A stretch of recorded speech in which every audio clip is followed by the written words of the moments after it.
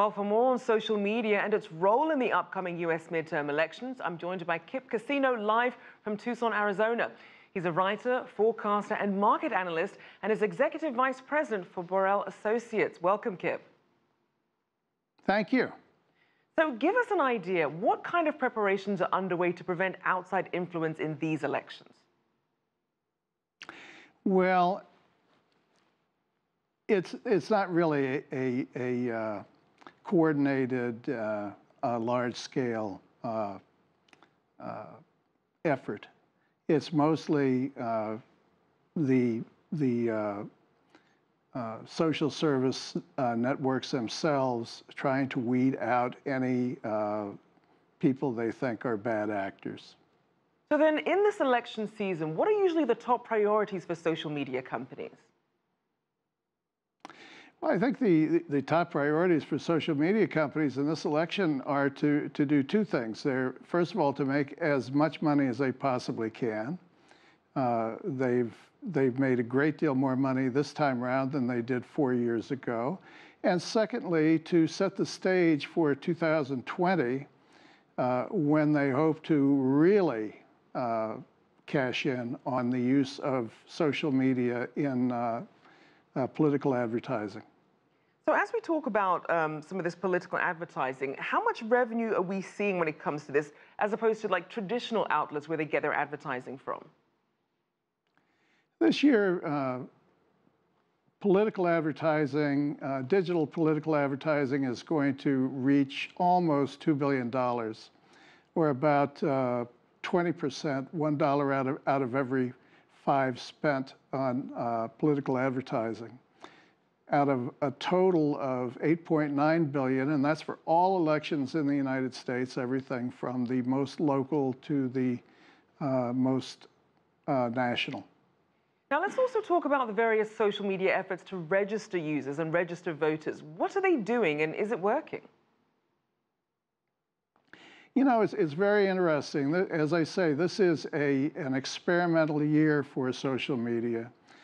This is the first year that they are really trying to determine how much they can talk to voters through their mobile devices, through their cell phones, without disturbing them and making the whole effort come under a great deal of scrutiny, which they don't want.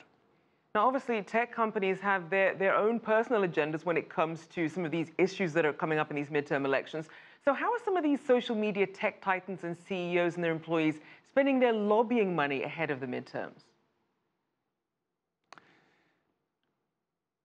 Well, we don't really track that very well. What we're seeing this year are experimental efforts, really, more than anything else. The foundation being laid for what's coming in the presidential run. Now, obviously, we've seen a lot of social media companies apologizing, saying, you know, lessons learned. But what lessons, if any, have been learned by social media companies, especially after all the fallout that came with the 2016 presidential election? Well, they've certainly learned that they can't go giving away thousands and thousands of names, millions of names, without someone tapping them on the shoulder. The real benefit of social media is the ability to test message. You can test hundreds, thousands of messages and hone your messages to very specific voter blocks in a very short period of time, spending not very much money using social media. You could never, ever do that any other way. Now, we're also seeing more scrutiny and tighter regulations in Europe on social media firms. What impact, if any, do you think that might have if the U.S. decides to follow suit? Oh, I think it could have great impact. But, you know, the situation in the United States is vastly different than that in Europe. For one thing, our election process is far longer.